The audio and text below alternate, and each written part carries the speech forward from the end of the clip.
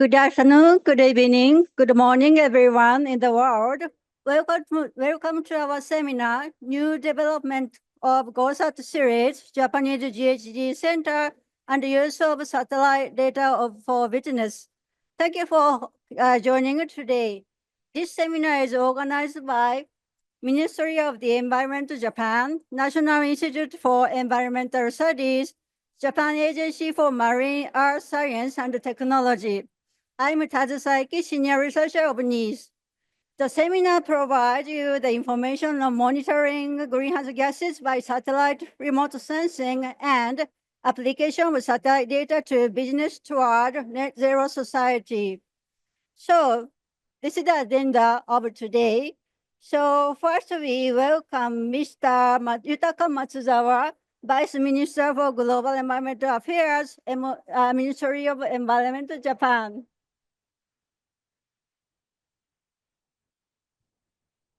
Thank you, Saiki-san. Thank you all for joining us today in this scientific event on greenhouse gases observing satellite, GOSAT, contribution to climate science, climate action, and policy. We are very honored of having Madam Edith Silman, Minister of Environment in Israel. Thank you for coming here. This event is organized by National Institute for Environment Study and the Japan Agency for Marine Earth Science and Technology and Ministry of Environment Japan. The purpose of this seminar is promote climate actions toward net zero, of course, by sharing the latest scientific outcome and cutting-edge initiatives in the business sector using GOSAT data. In addition, we'll explain third-generation satellite GOSAT-GW as well. The seminar has two parts. In the first part, we will have presentations from experts, followed by panel discussion in the second part. Regarding GOSAT-GW, the third-generation satellite, it is now in the final stage of adjustment before its launch.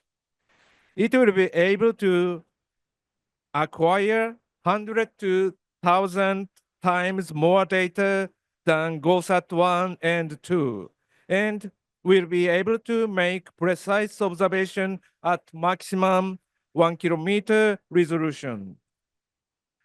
GOSAT contribute to climate science, climate policy, and actions by providing global size data set since 2009. Finally, I appreciate huge contributions made by GOSAT science communities and long-term understanding of Japan's taxpayers. Thank you very much.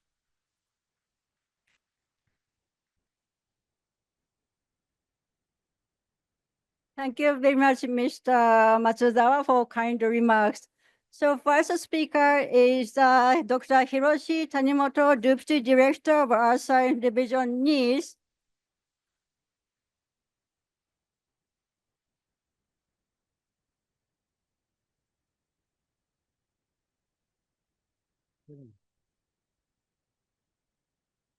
Thank you. It is really great pleasure for us to be here. I'm really surprised to see all of you coming here. You know, not many people that don't have seats. It's really exciting. I mean, for us. Thank you very much for coming.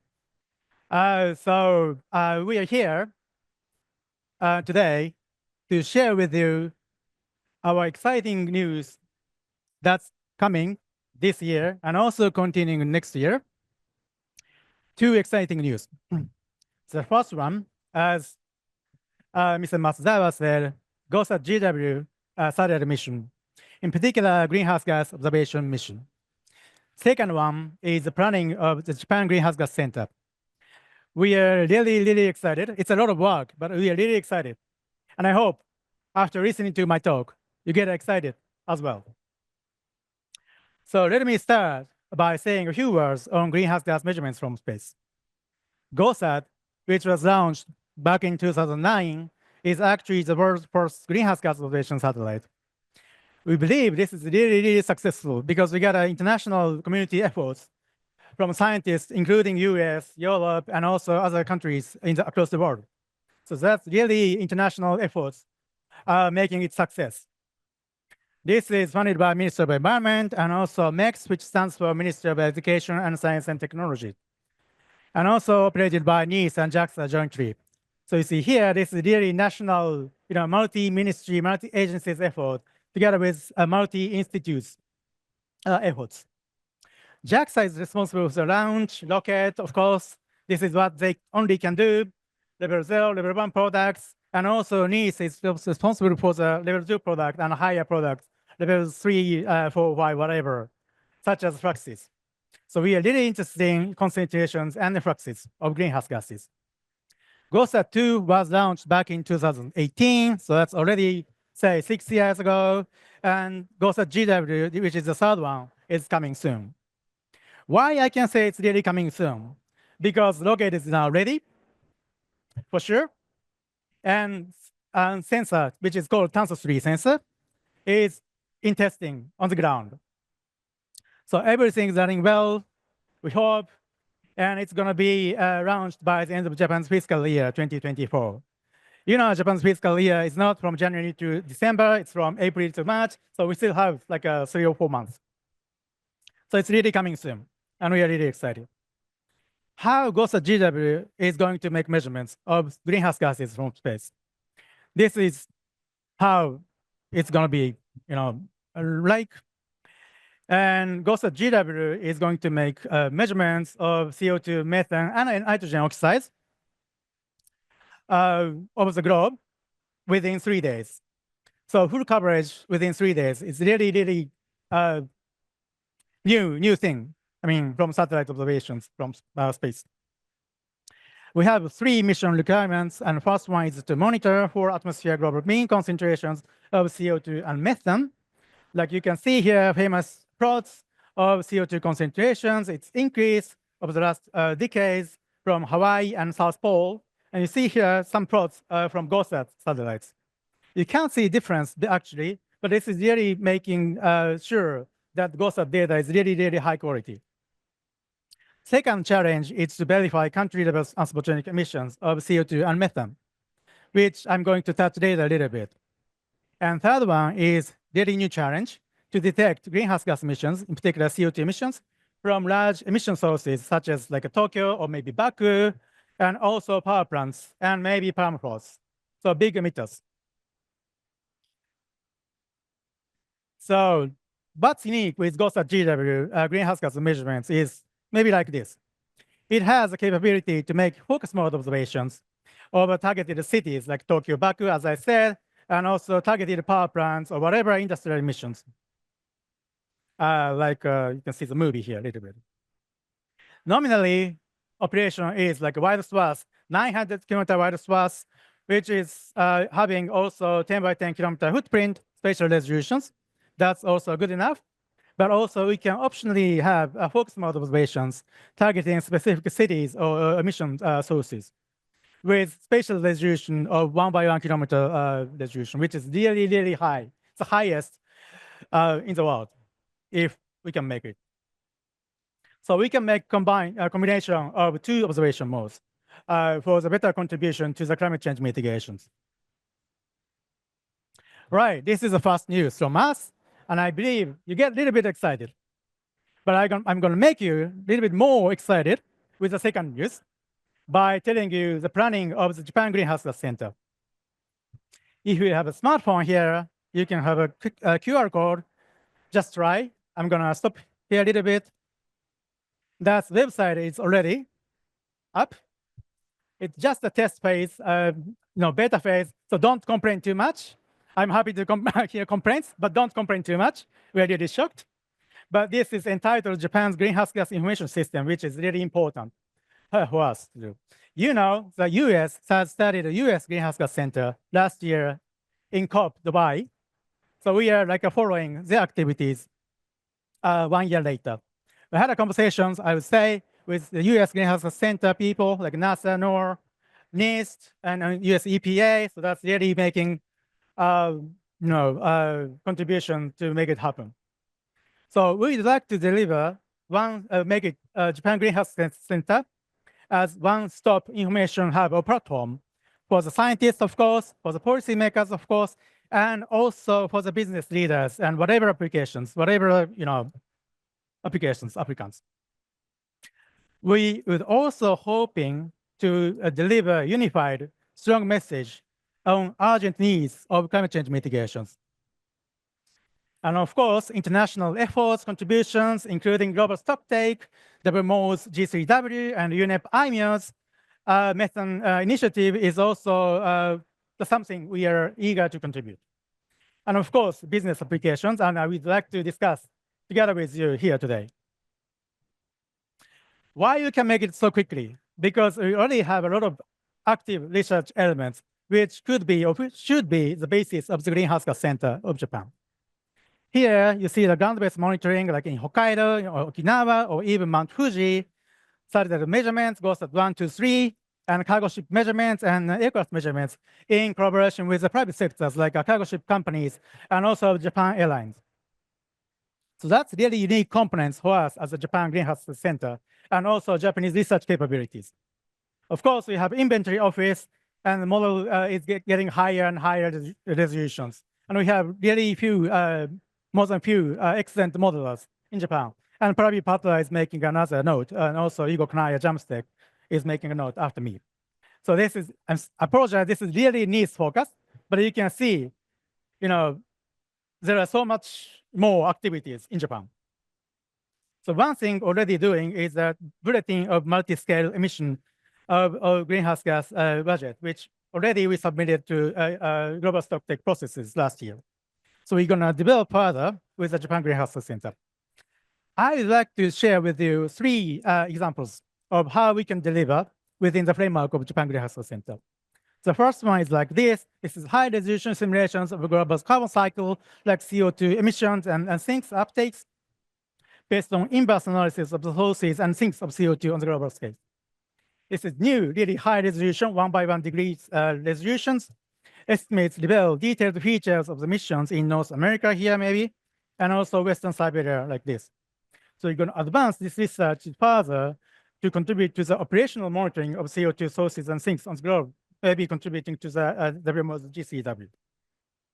Second one is to verify country-level emissions of CO2. I would say, as a scientist, this is really, really challenging work, but we try.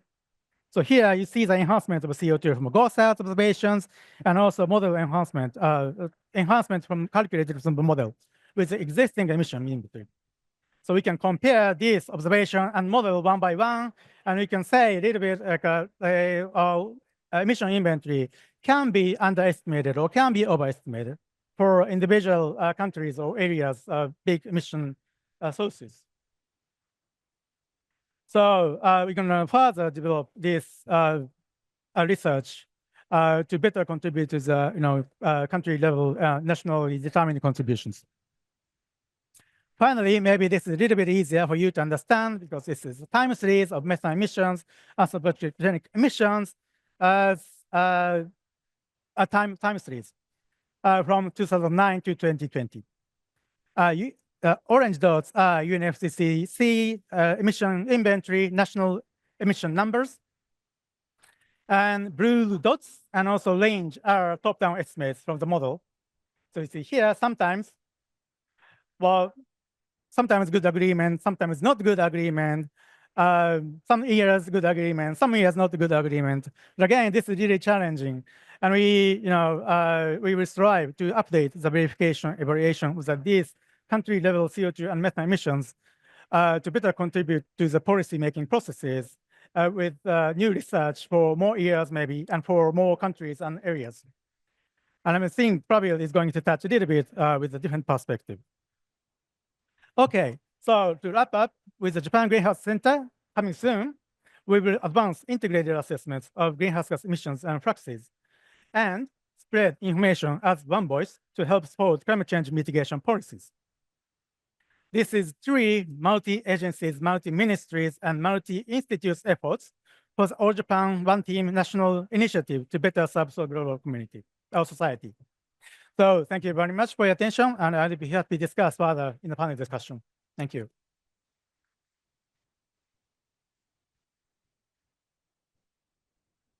Thank you, Hiroshi, for introducing Japanese activities for GHG gas consequences. So next speaker is Dr. Yugo Kanaya, Director of Earth Surface System Research Center, JAMSTEC.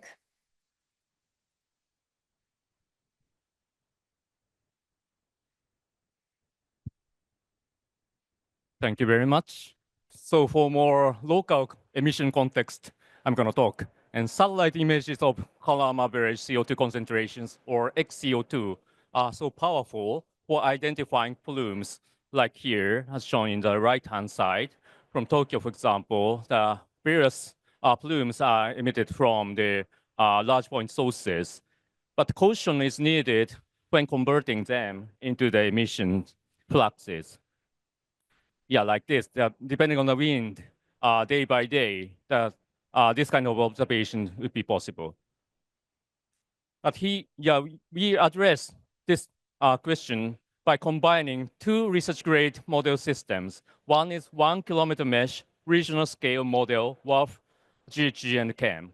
That is backed up by qualified global scale Miroku 4 ACTM model. And of course, GOSAT-GW is just before launch. This is just an image pseudo observation created by this model system. But I'm going to show how this system is effective for the emission analysis.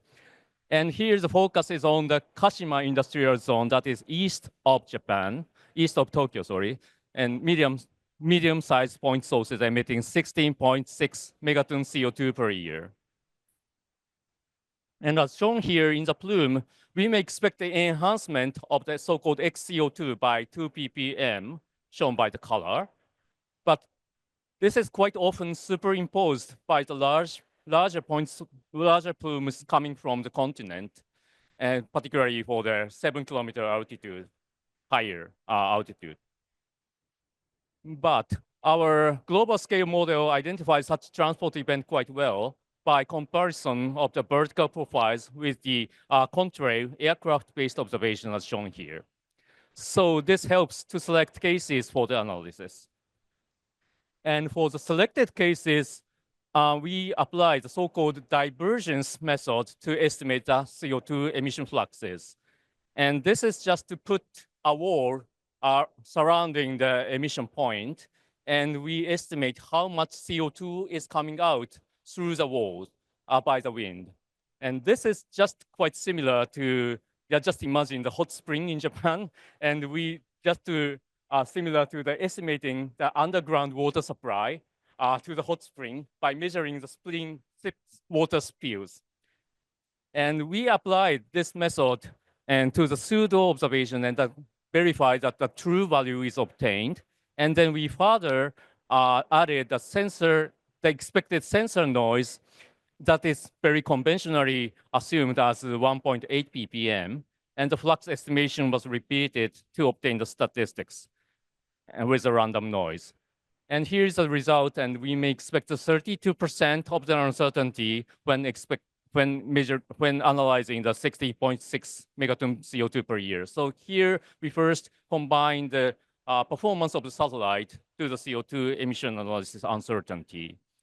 So the GOSAT-GW Tanso 3 will measure NO2 together with CO2. And this will help on the wind characterization analysis. Even with the noise, the NO2 measurement will have the higher signal-to-noise ratio. And then the plume identification is much better than the CO2 case. This helps reduce the errors arising from the wind uncertainty. And second, this will help new emission source identification. So here is an example from India, and in the west part, just a known emission sources from the bottom-up emission inventory will show that just two hot spots. But in reality, this is actually from the really existing TROPOMI satellite from the ESA. But in this case, we have more emission sources like this. So by this, with GOSAT-GW as well, we would like to identify the missing sources in the bottom-up emission inventory. And we first estimate the NOx emission amount to be able to explain the satellite observed quantities. And then by using the external information of NOx to CO2 ratio emission factor, we can further estimate the CO2 flux. So in summary, we will provide flux estimates and hop pre-date changes as a good indication of the mitigation actions. And there are challenges, sensor performance, interference from vegetation uptake, and so on. But we would like to hope to work on that. So some related but unmentioned information is that the global model, the Miroku for ACTM, was separately used with methane isotope information recently, suggesting that as much as 75% of recent day global methane emission is coming from waste, landfill, agricultural wetland. So this may give further context for the further study. Thank you very much.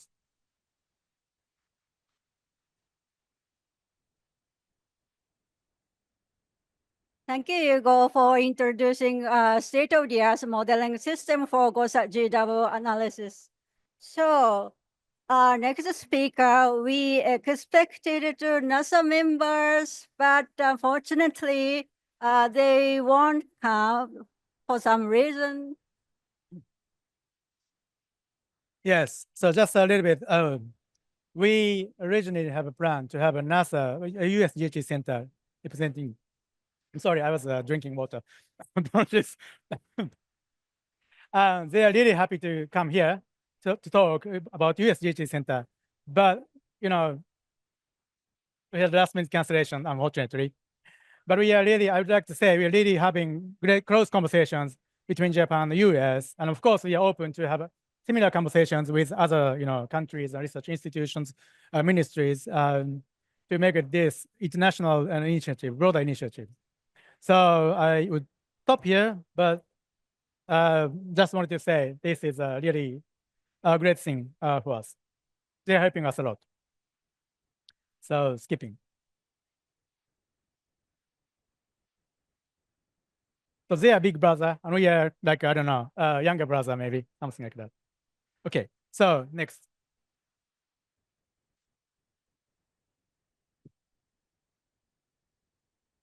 So we move on to the next speaker. Next is Mr. Masahiro Naka, Deputy Director for Energy Diplomacy and LNG Policy, Ministry of Economy, Trade and Industry, Japan.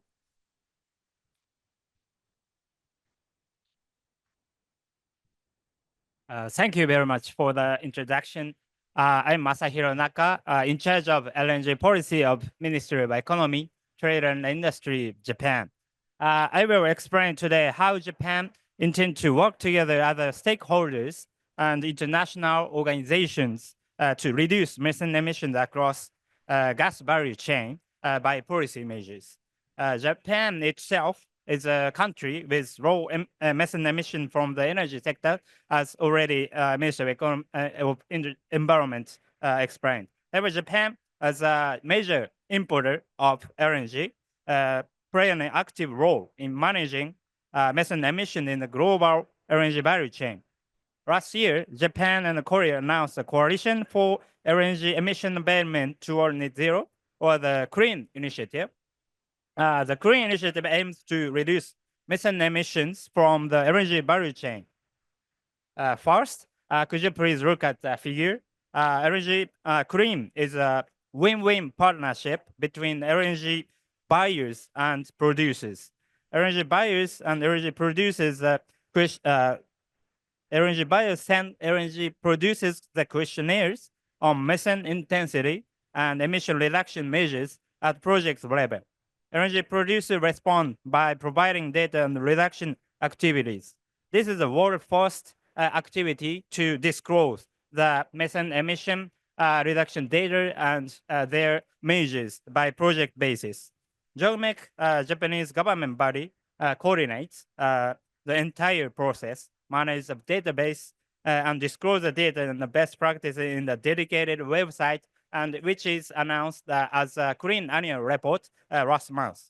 Could you please download that JOGMEC from the JOGMEC site. The Korean initiative is voluntary basis, but very strong because it is a peer pressure mechanism for disclosure led by LNG buyers. Therefore, the buyers are willing to join as they will have access to cleaner LNG. The producers also have merit to join because they can showcase their emission reduction efforts and appeal the low emission as their strengths. Secondly, Korea has high coverage and expected to grow further. It covers the world 25% of energy buyers. The number has expanded from original 2 companies, JERA and KOGAS, to 24 energy buyers today in Japan and Korea, which is covers almost all the Japan LNG imports and almost 80% of Korean import of LNG. On supplier side, the Korean has even larger coverage of 40% of LNG producers. The major gas producer companies worldwide acknowledge the Korean initiative. As I explained earlier, this initiative is based on the producers buyers dialogue. That's why the acknowledgement from energy companies is very important to activate this initiative as a very effective measures. Lastly, as the LNG value chain is global, international collaboration is must. The Korean initiative is working in hand with 6 international organizations, including UNEP, IMO, and IEA, and other energy-related entities. With IMO, potential area for further cooperation is data using GOSAT GW, which is explained by the other presenter. IMO already provided good database for the Korean annual reports. Furthermore, also rich data from Japan's new GOSAT GW satellite to be launched in 2025 will add value to IMO database as well. Japan, as a pioneer LNG user, will be the top runner in reducing methane emissions from the LNG value chain by bringing together producers and importers through the Korean initiative. Thank you very much.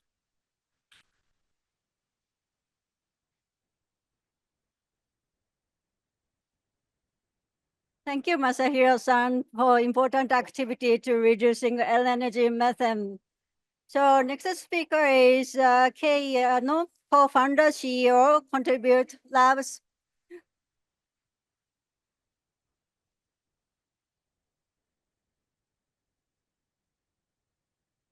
Hi, everyone.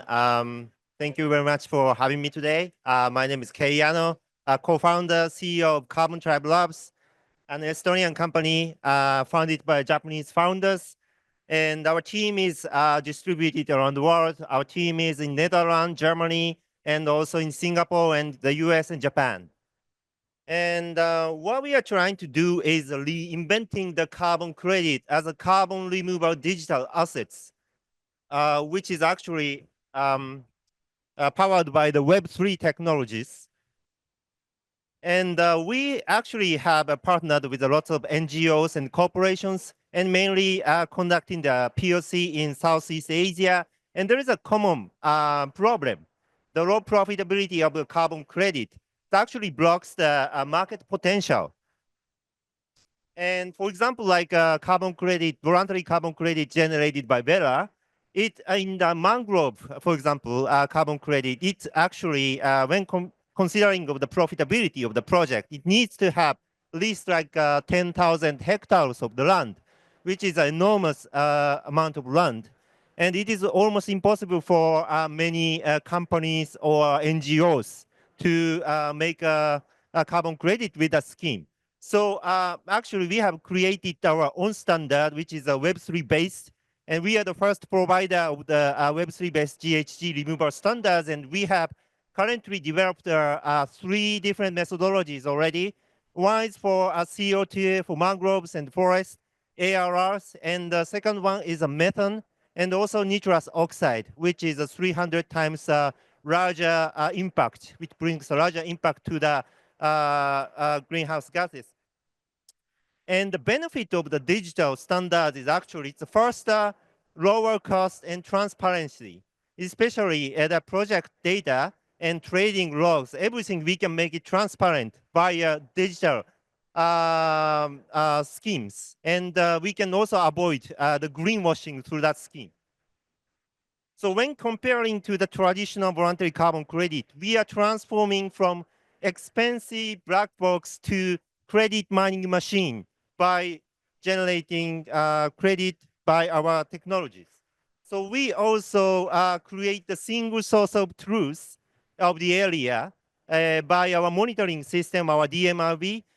We make everything tangible from space and also store the data captured from that computer vision and make it tamper-proof way, store the data tamper-proof way and transparent to see who sold and bought in the market. So we have also a free digital GHG removal certificate generation platform. So we have a proprietary AI algorithm created by us, and we are backed by top investors and partners already. We have just started 1 year ago, but supported by a TEPCO group company in Singapore and also Texas Sustainability Paris, and also lots of companies including Itochu and Google. And our strength is actually the in-house AI algorithm for science-based GHG sequestration calculation methodologies. So this system is actually adaptable for any data source, not just about the satellite imagery, but also many different use cases. For example, when we can let our machine to run the GOSAT data, and we can also create the methane removal digital asset as well. And also, this methodology is very flexible for the data entry. We can also adapt to the, for example, like refrigerant replacement or like heat pump replacement as well. And also other than data source other than the methane, but also for nitrous oxide and many GHG gases. So our team is comprised of ex-Google BizDev and ex-Bosch AI developers, but also with a resource trader, NFT tokenomics, and carbon credit specialists and climate scientists. So we are really looking forward to collaborate with GOSAT data, and also looking forward to collaborate other corporations, NGOs, collaboration opportunities. Thank you very much.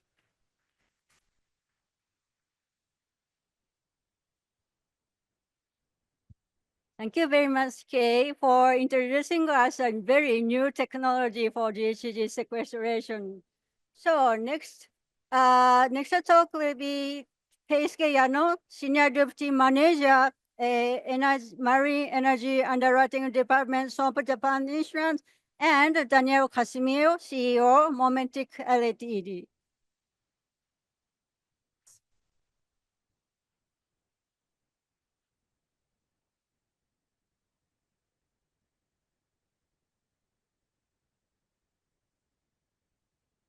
Next, yeah.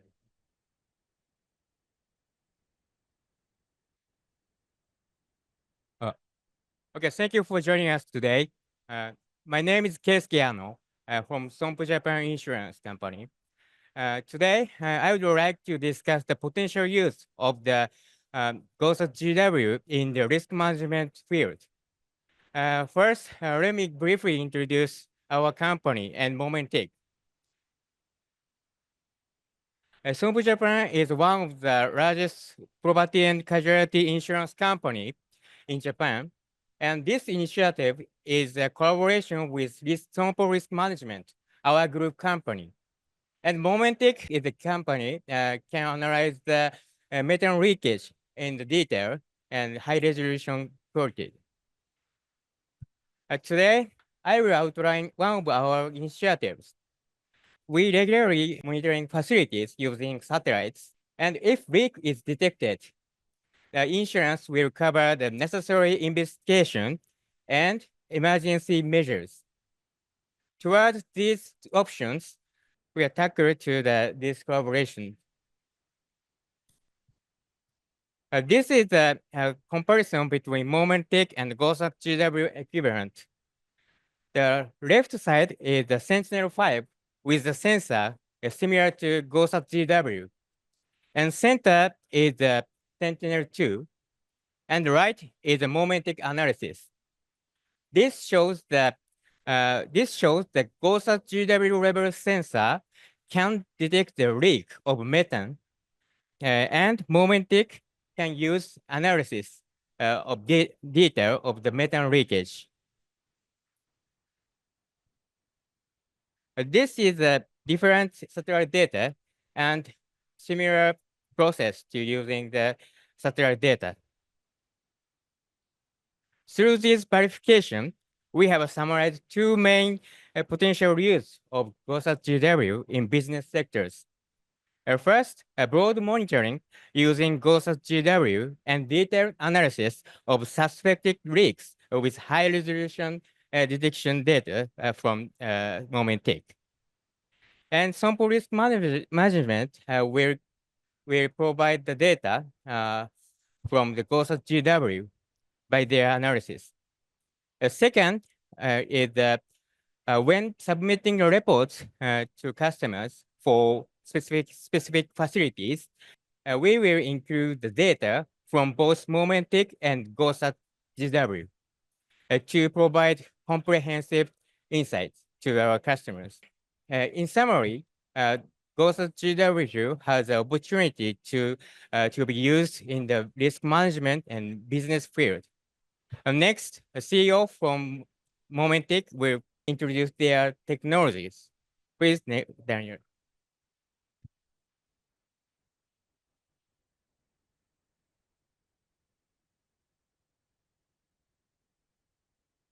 Hi, everyone. I'm Daniel Kashmir, CEO of momentic. A little bit about us, about the company, about the technology. So momentic is a data company, a mission intelligence company. We created an accurate algorithm, autonomous algorithm that identify and quantify methane emissions and other GHG emissions. We are doing it on a planetary scale, and it's based on images. Which kind of images? Drone images, aerial images, and in most occasions, satellites images. Momentic is a software company. We're not building our own satellites. We are using commercial satellites and research satellites. And thanks to the multi-satellites activity that we have today, momentic can monitor every asset worldwide every 48 hours. A little bit about the value that we are providing to the insurance sector and to Sompo specifically with our partnership.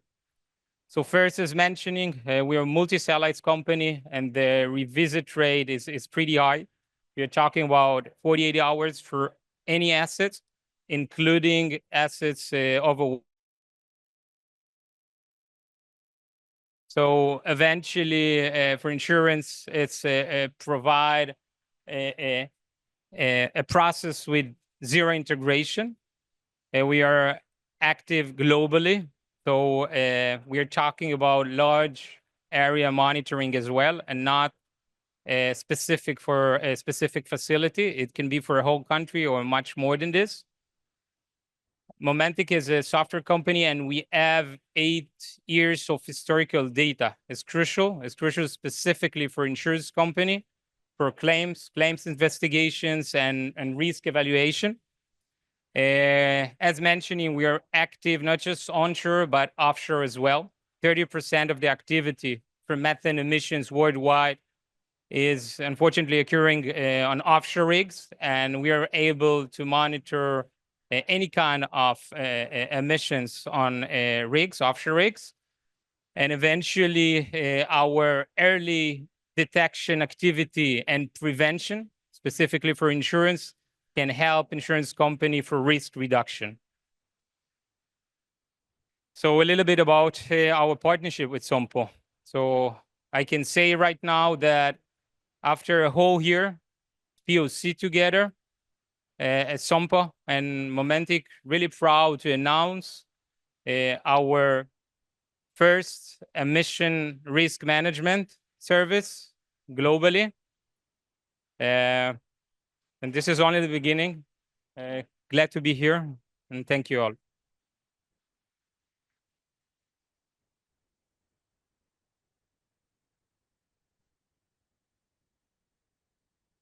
Thank you very much, Keisuke and Kasumeo, for introducing a new idea of risk management. So next, Takumi Hashizume, and Manager Director, Head of Space Innovation Office, MUFG Bank, and Stefan German, Founder and Chief Executive Officer, JHG Sat Inc. Please.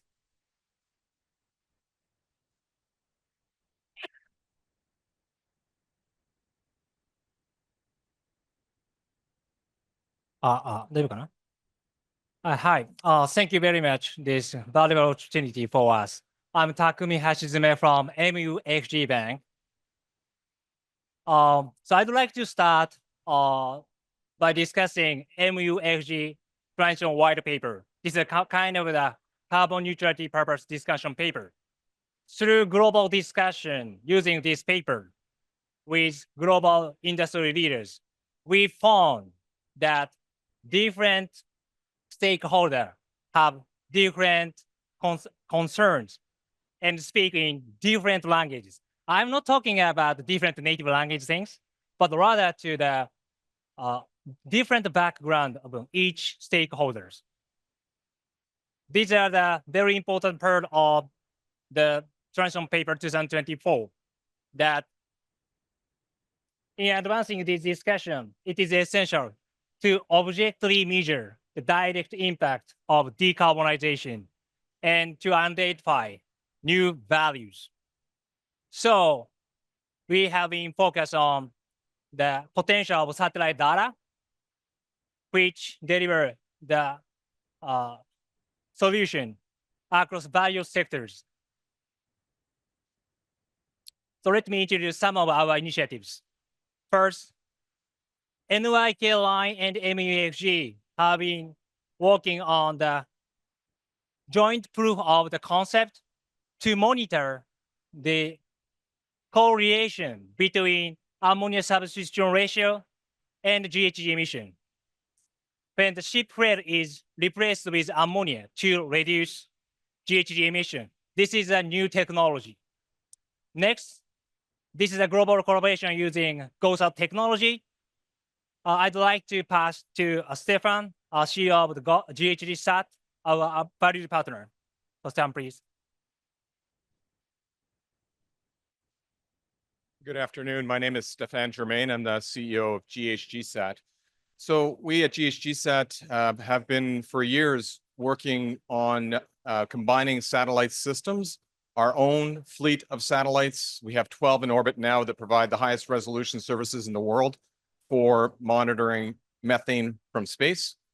And we combine that with national satellites such as the European Space Agency's Sentinel-5P, and now, of course, GOSAT. And we're very much looking forward to partnering on collaboration with GOSAT and GOSAT GW, and what we can do with GHGSat to tip and cue to help reduce the cost of monitoring by using the power of GOSAT to help point the GHGSat satellites to the most precise area possible to then deliver services for insurance, for banking, and for other services. It is very important then to use those kind of collaborations to support frameworks such as the UN's OGMP 2.0, that the latest recommendations allow for the use of satellites, large scale and small scale, to support the measurement to the standards that allow reductions of emissions worldwide. Back to you. Thank you, Stefan. So next, JAXA and MUFG are collaborating to measure the amount of CO2 absorbed by the forest. These are the kind of the direct observation method may reduce the potential risk, such kind of the greenwashing. Well, we will use the GOSAT related technology, step 2 in this project. So this is a kind of a summary that satellite data has the potential to become a strong support tool to create common languages. It is essential to, it is important to create the transparency for everyone in advancing the sustainable finance. And we want to create the fair market using these kind of data. Then this stimulates the finance and the investment for corporation activities. So sustainability is ultimate accountability for us. And we, as a finance institution, have a huge responsibility on that. We believe that satellite data has a potential to be a compass for the leaders who tackle climate action. We must be a supporter, a partner for those leaders. It may be you for the next generation in this planet. Thank you very much.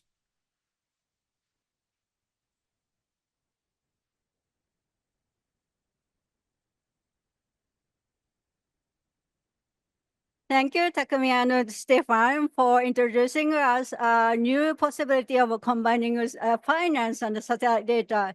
So now we move on to the panel discussion session. So Hiroshi takes the floor.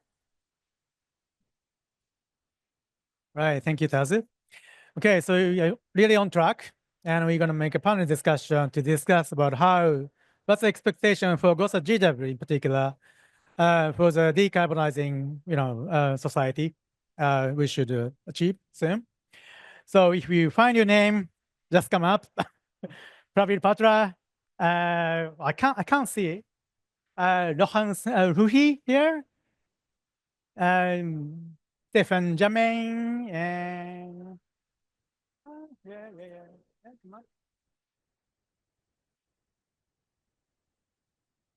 on. Okay, good. So, and actually they have some few slides to say few words. So we could start from Pravir, then like this. And then hopefully, if time remains, we could have questions from the floor to make some discussions on that. Okay, Pravir, you're gonna start. Okay, I'll try my best. So, okay, we have about the local scale things and point observations. So, but we are doing research on greenhouse gases. So I will try to tell you about the GOSAT for country reporting and UNFCCC GST kind of research. And Hiroshi bulletin we every year for last 3 years, and we submit the bulletin to UNFCCC for GST 1, and that was already discussed. But if you have heard on the Monday, Earth Information Day, people have been asking the greenhouse gas concentration keep rising in that atmosphere. CO2 is rising, methane is rising, N2 is rising, and also in the accelerated pace. So the question from the audience was, from where the emissions are coming? This is one of the tasks we take up as a scientist and try to provide information in the subcontinental scale or big country scale. We do not talk about any local scale things. Our models are global. We need to have a sum of the global emissions from anthropogenic activities, from natural activities, El Nino, La Ninas, everything, to account for all the concentrations, each molecule in the atmosphere, which is building up year by year. That is our task. And doing that, we have the left side, you can see different regions have a different emissions, the flux, but it is from the observation data dots. So GW will fill up anything, many things, where you see in the right side. So you can plot the latitude versus on the y-axis in the middle panel, so that it is filled up, but a lot of gaps still remains. So GOSAT GW will supposed to fill up these gaps and improve our understanding in the modeling systems, which you can actually do the much better job in the future and attribute anthropogenic and natural fluxes for the community. And this is our kind of a business to provide social information for a scientifically valid way and based on observations, and to make policy for the UNFCCC, IPCC, and those kind of tasks. This is our business for the society. Thank you very much. Okay. Thank you very much. Thank you very much, and good afternoon. So I'm Laurence Will. I'm the director of the Copernicus Atmosphere Monitoring Services, which are services implemented by the European Union for monitoring Earth. And CAMS is an integrated framework which integrates observation, in situ observations, but also Earth observations with modeling systems to be able to provide some information about atmospheric composition. I mean, air pollutant concentrations and greenhouse gases concentrations. So our main purpose, and this is the implementation, the operational implementation of global and regional system focused on Europe that deliver every day forecast analysis, I mean daily analysis, which are the best estimate of the concentration of the airborne concentrations that we could elaborate, and historical reanalysis data sets to be able to provide an information about what happened for 20, 30 years, and to elaborate some trends, based on both observations and modeling, to be able, regarding the trends, to maybe assess the efficiency of mitigation strategies and maybe adaptation strategies. So this is the main purpose of the CAMS services. Another aspect I would like to highlight is the delivery, the provision of information about emissions. Emission inventories that are, of course, essential to produce modeling and as output, input for, of models, but also thanks to inversion system, comparing what is measured from Earth, what is measured from in situ network, comparing measurements with modeling results, you can assess some gaps. Regarding the gaps, the location of new sources, but maybe also the quantification of those sources that maybe could not be correct. And this is a way we will be able to elaborate some verification systems. And within CAMS, this is one of our main objectives today, to be able to elaborate operational verification system. This is a service which is called CO2 MVS, CO2 monitoring and verification support to support implementation of policy. It's called CO2, but we deal also with methane, and methane will be a big issue, and we are working hard on that, and maybe N2O. And what's about GOSAT? You see, GOSAT is one of the satellite, is a source of satellite information that we assimilate in our systems. I have to say it's working very well, and it's working in combination with all the other satellites. And we are keen on knowing what knowing what GOSAT GW will bring with high resolution data combined with NO2 data. This is, as you say, this is really essential for the improvement of our service, and also the improvement of what we can deliver to society, I hope. So. Thank you. All right, as I mentioned earlier, GHGSat operates 12 satellites in orbit today that are specifically designed to monitor facility level emissions. So they offer a resolution on the ground of 25 meters so that we can pinpoint the source of an emission. And we have the lowest detection threshold from satellites available in the world today for detecting small sources of emissions of methane. So we can detect emissions as small as 100 kilograms an hour of methane. And we see that all over the world, already in some parts of the world on a near daily basis. And we are already ordering 9 more satellites. So we're going to nearly double our constellation in the next 18 months to, again, provide that much more capacity. In addition to all that methane monitoring capacity, we also have CO2 measurement capabilities. So what you see on the slide here is examples of some of the markets that we serve. In this slide, it's all about the industrial markets that we support, and focusing primarily on oil and gas and waste management is the 2 biggest ones. where we have customers all over the world that ask us to track their emissions so they can understand them better, control them, and reduce them. And on the next slide, we talk more about government and how we work with government and financial institutions, as we just described with MUFG, how we work to help understand the emissions that affect their portfolios. And on the final slide, all of that at the end of the day translates to what everybody here at COP29 is talking about, and that's action. So in 2023 alone, working with our customers and our partners, we enabled mitigation of over 6 million tons of carbon dioxide equivalent. That's like taking 1.5 million cars off the road for 1 year. Over the history of our satellite system, we've helped mitigate over 15 million tons of carbon dioxide equivalent. And for us, that is just the beginning. So we work with our partners, including MUFG, and working with satellites like GOSAT GW and the existing GOSATs to help tip and cue our satellites to be more efficient, to reduce our costs of offering services to customers, as I just described.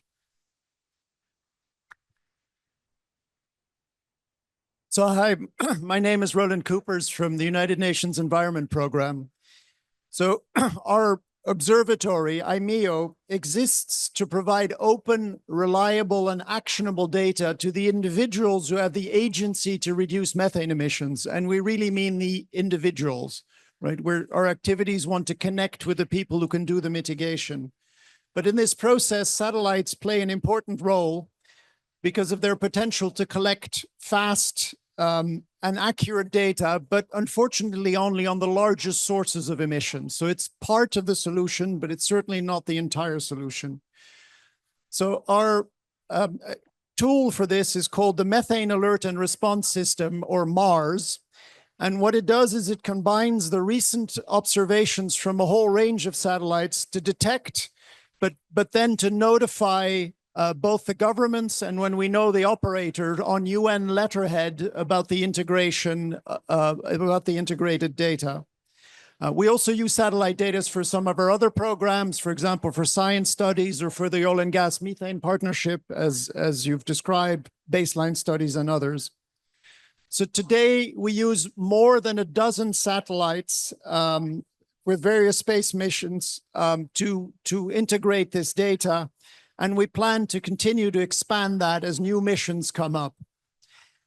And so based on its design, what we really hope to integrate is GOSAT GW, and we're very excited about its capabilities.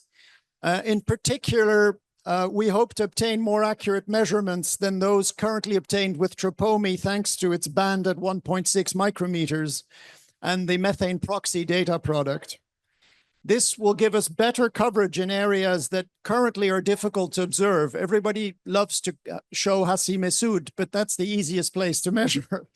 And because, we think in that band, there will be less problems with cloud filtering and observational biases in wetter latitudes and in higher latitudes, where currently we fall short.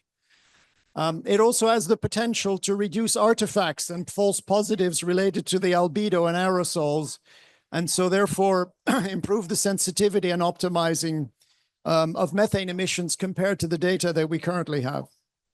So IMEO, and we don't do this alone, right? We collaborate with the ESRON, the Netherlands Institute for Space Research, with NIAS in Japan, with JAXA, the Ministry of the Environment in Japan, and we'll jointly explore how we can integrate the GOSAT GW data. And we have extensive machine learning tools that we've built in order to integrate these multiple satellite data streams. And it is really in this diversity of satellites that we see the ability to cross-validate and improve data quality. And ultimately, our efforts, both in working with companies and with satellites providers, is getting the data quality of methane emissions up, which frankly is not very good today, and it needs to become better. So in conclusion, I'd like to stress that the most appreciated feature of satellite data in IMEO, particularly for Mars, is the rapid availability. And rapid action on methane data is critical because our goal is mitigation, right? Is getting to the operators. And we currently have relationships with 140 oil and gas companies with signed MOUs. And so we have open connections to them. And particularly, we would really appreciate the possibility of analyzing GOSAT GW's detections as soon as possible after the acquisition. The shorter the delay, the better. And that would allow us to engage with both governments and the companies to try to get the mitigation access. So this rapid access to data is something we'd love to discuss with you and get better. Thank you so much.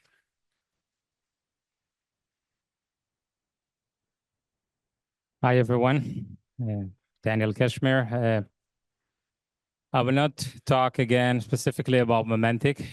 We already heard it, but I will say a few words about GOSAT GW and about how we see the process of methane mitigations. Okay, we are welcoming GOSAT GW. We think that it's a huge contribution to the process of mitigation. We see the high sensitivity of your satellites is crucial inside the process. We think that this is how we see it is it's like the first stage in the process. We already used a little bit in GOSAT 2. We did it with Sentinel-5. Those satellites, especially GOSAT GW, with its high sensitivity, is showing us and others a large area. It can tell us data about emissions in broad areas. And right after, companies like Momentic and with technologies such as us and others can come to the area and provide pinpoint monitoring and can tell the specific customer, specific company, specific government, where's the problem? Where's the problem inside a long pipeline channel, inside any kind of industrial facility that involving CH4? So for us, it's crucial. It's helping a lot. And we think that such a project can help us all with awareness, okay, to promote awareness worldwide and in specific places, and eventually maybe to contribute or to create a new regulation that's supporting all the mitigation process. So this is our perspective, and thanks for that. Thank you.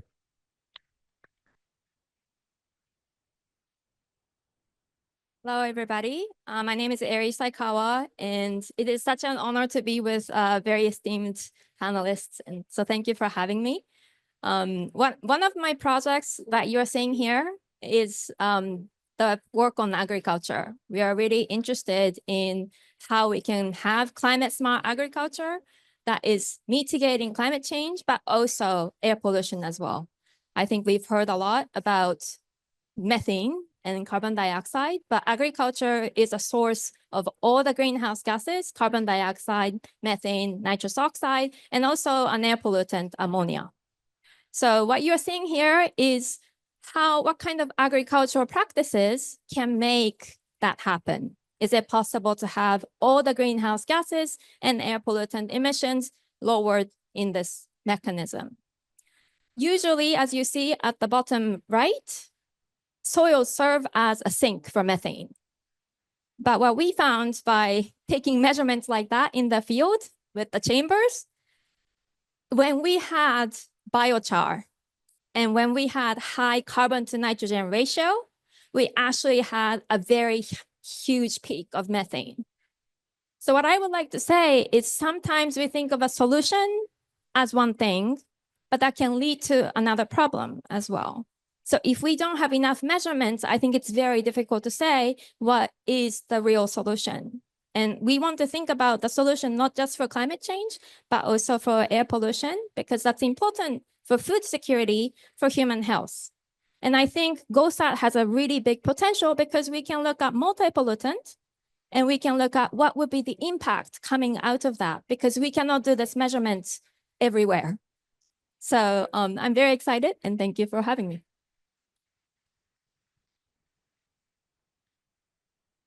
Okay, so I am Tazu Saeki from Satellite Observation Center, National Institute for Environmental Studies.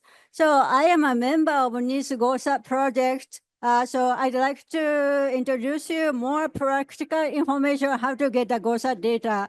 So as Hiroshi already talked, NIS has operated 2 satellites, GOSAT and GOSAT-2, with Ministry of Environment of Japan and JAXA. And from these satellite data, NIS has produced data products like CO2 and CH4 concentrations as XCO2 and XCH4, surface flux CO2 and CH4, etc.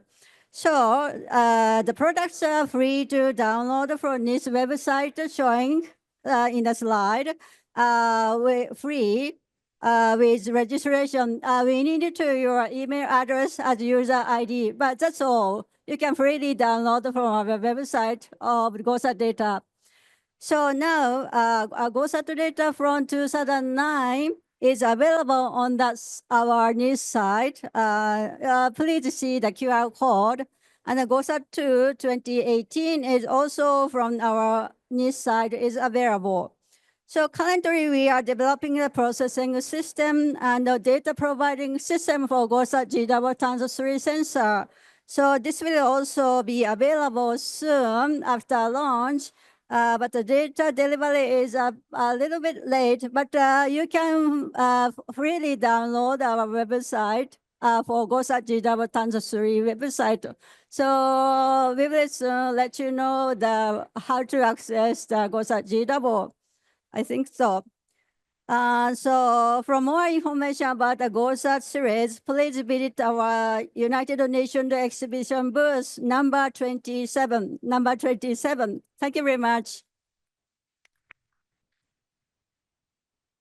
Thank you. Is it on? Yes. Thank you. Thank you very much for all the nice talks and all the nice ideas.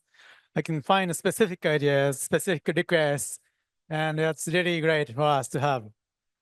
Well, time is really short. It's already running out. Can you believe? I can't believe. Yeah, sorry. Yeah, good. Yes.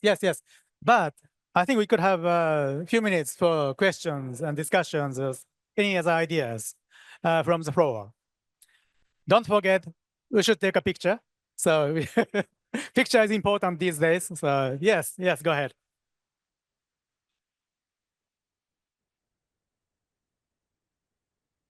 So fantastic panel. Thank you very much. It was really inspiring to listen to you. And I like to introduce myself. I'm Gianpaolo Balsamo. So I'm the director of the Global Greenhouse Gas Watch from the World Meteorological Organization. Yes.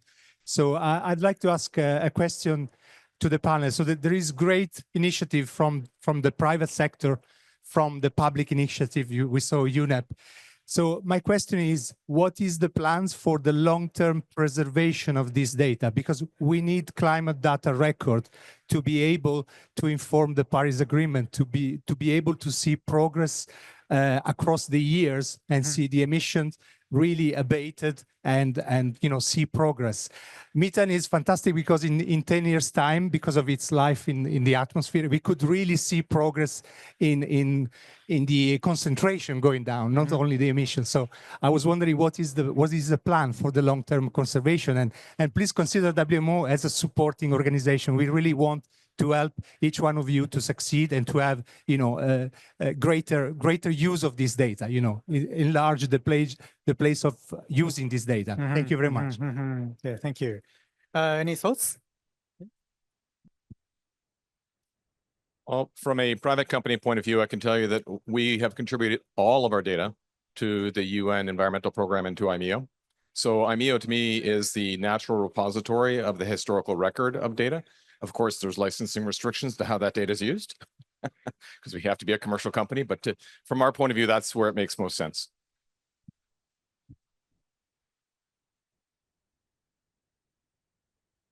Agree. We all agree. No,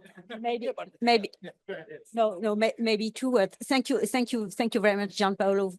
And I really echo what you just said. It's a need to get sustainable systems regarding in situ data, in situ network, of course, but also Earth observation and services, modeling system. And this is something I think that is really in line also with European policy. I have to say that those Copernicus services that are implemented by the European Union are really thought in that perspective to develop a long-term strategy and to be able once again to assess the efficiency of our mitigation strategy. Without that, without sustainable system, it will be impossible to objectively assess the efficiency of the policy strategies.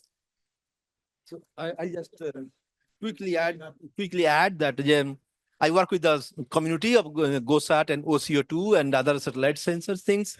So one of the important thing also people do in our community is that so the data is, for example, NIS GOSAT 1, it's from operating to September 2009. And then now it's going on now. Same thing for OCO2, started from 2014. So these people also do the data update because the retrieval schemes for this are very new.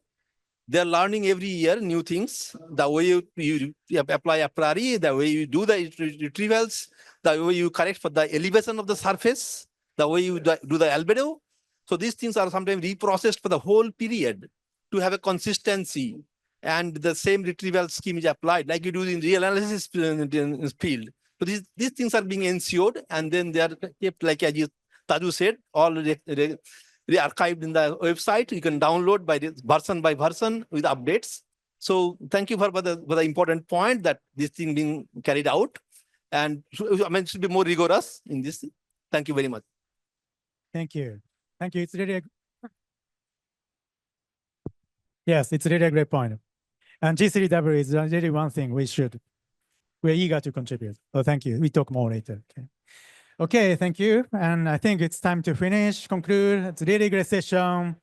And I would like to thank, on behalf of all the organizers, Minister of the Environment, NIS, and JAMSTEC, thanks for coming and thanks for speaking up and thanks for the future. We look forward to the future collaborations. Thank you very much.